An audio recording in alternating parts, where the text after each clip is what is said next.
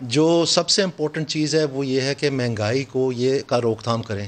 یہ جھوٹ بولنا بند کریں عوام کے ساتھ کہ یہ میجسٹریٹ نے چھاپے مار کے کرنا ہے اور یہ چسپا کر کے پرائس لسٹ اور یہ جو کیمرہ لے کے گھسے ہوتے ہیں کچھ اینکر پرسن نیا نام کمانے کے لیے کہ جی یہ بوریاں ہم نے پکڑ لی ہیں. جی ابھی چینی کتنی یہ چلی ہے اینٹی ہارڈنگ کیمپین, ابھی چینی کی قیمت اور بڑھ گئی ہے 80.66 ہو گئی ہے ابھی ایس پی آئی وہ بھی. سو یہ بات سراسر غلط ہے.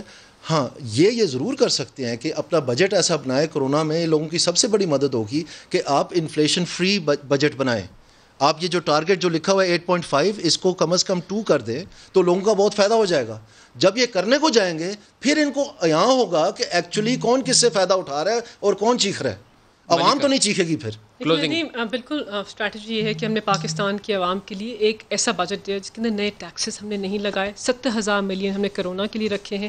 اس کے علاوہ 1200 ارب اس سے پہلے آپ جانتے ہیں تاریخی بجٹ ہم نے عوام کو دیا, تاریخی پیکج عوام کو دیا تھا پاکستان کی غریب عوام کے لیے تاکہ وہ اس وبا کے اثرات سے بچ سکے. تو ہماری اسٹریٹجی یہی ہے کہ پاکستان کی عوام کو وبا سے بچانا ہے اور بھوک اور غربت سے بھی بچانا ہے اور معیشت کو بھی.